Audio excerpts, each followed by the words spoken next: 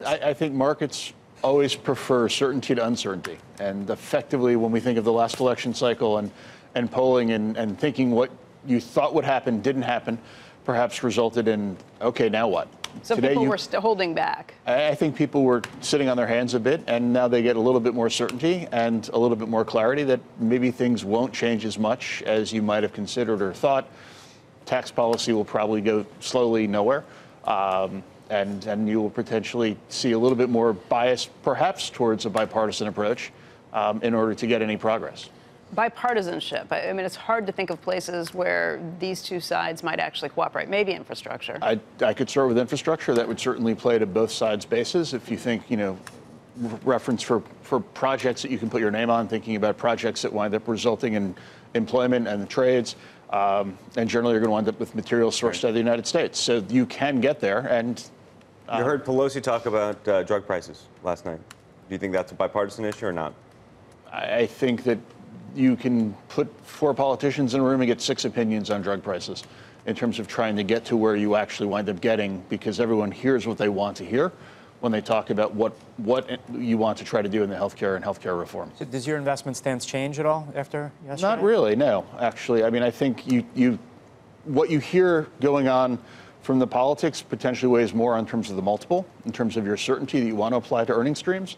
But I think when push comes to shove, earnings are ultimately going to be what drives us over the next. Once you think about 9, 12, 15-month horizons, it becomes less a psychology issue and much more an earnings story. Peter, how about you?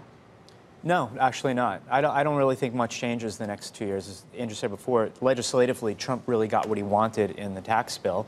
I think most relevant to this election is how does Trump then approach his negotiations with China? China's been holding off on saying much until after the election.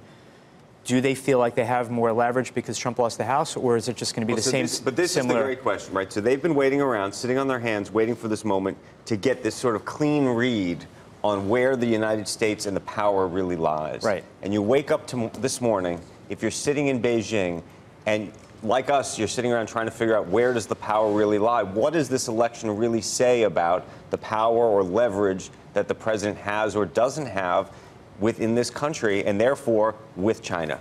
Right, and we'll see in a couple of weeks, I guess, the result. But I think this is the outcome that China wanted from a negotiating standpoint.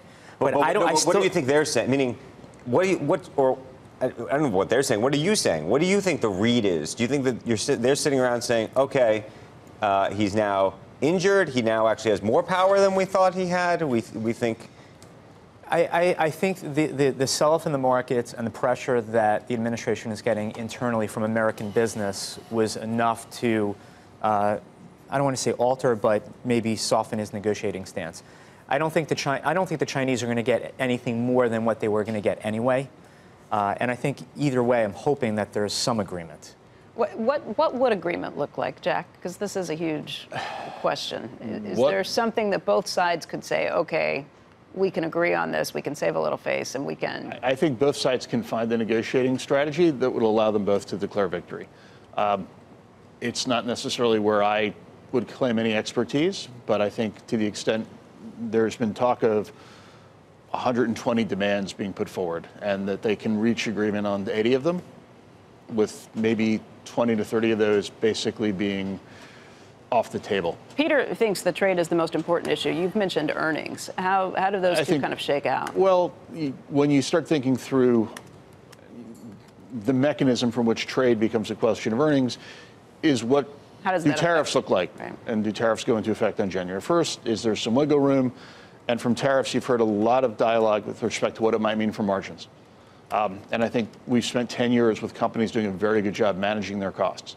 What you haven't heard a lot of commentary about is what might this mean for missed sales, from a customer walking in to a home improvement chain and suddenly realizing the electric drill that he thought was going to cost $80 is now costing $110.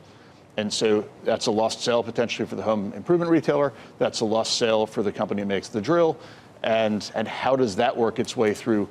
Your margins might be fine, but if people start missing on their top line as a result, that's something where I think the street is still effectively operating to some extent in the dark.